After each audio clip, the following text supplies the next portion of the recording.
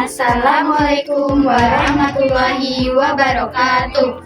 Kami dari kelompok 2 akan menjelaskan materi tentang lingkaran dan garisnya. Sebelumnya, perkenalkan, nama saya Kanza Maharin Saum, absen 21. Nama saya Komita Salsabila Alia dari absen 28. Nama saya Diana Febriana Saria, absen 34. Nama saya Rindu Ramadhani dari absen 30. Nama saya Zulda Eka dari absen 11. Dan ada satu anggota lagi, yaitu Ananda Aksi Prasetyo, absen 4. Jadi di sini ada titik pusat. Titik pusat adalah titik yang berada pada tengah lingkaran dan berjarak sama dengan semua titik pada keliling lingkaran. Jadi ini adalah jari-jari. Jari-jari adalah garis lurus yang menghubungkan titik lingkaran ke setiap titik pada keliling lingkaran. Ini adalah diameter. Diameter adalah garis lurus yang menghubungkan dua titik pada keliling lingkaran dan melewati titik pusat. Panjang diameter sama dengan 2 kali panjang jari-jari. Jadi ini tali busur. Tali busur adalah garis lurus yang menghubungkan dua titik pada titik lingkaran, tetapi tidak harus melalui titik pusat. Jadi di sini ada titik. Ring adalah daerah di dalam lingkaran yang dibatasi oleh dua jari-jari dan satu busur lingkaran.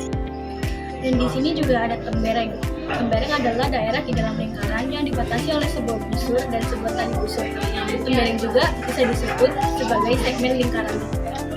Dan di sini juga ada apotema. Apotema adalah ruas garis yang menghubungkan pusat lingkaran dengan tali busur, di mana garis tersebut tegak lurus dengan tali busur. Garis singgung adalah garis lurus yang hanya menyentuh lingkaran di satu titik yang disebut titik singgung. Garis ini selalu tegak lurus terhadap jari-jari lingkaran yang ditarik ke titik singgung tersebut. Saya akan menjelaskan sifat garis singgung. Yang pertama, hanya memotong lingkar di satu titik. Yang kedua, titik singgung adalah titik perpotongan antara garis singgung dan lingkaran. Yang ketiga, garis singgung tidak pernah memasuki bagian dalam lingkaran. Yang keempat, garis singgung di suatu titik pada lingkaran tegak lurus dengan jari-jari di titik tersebut.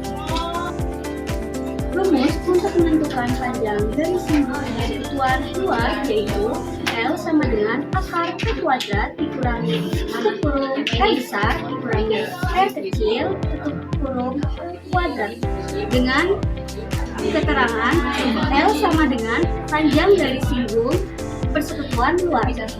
P kuadrat sama dengan jarak antara kedua pusat lingkaran. R besar menandakan jari-jari lingkaran yang lebih besar. R kecil menunjukkan jari-jari lingkaran yang lebih kecil.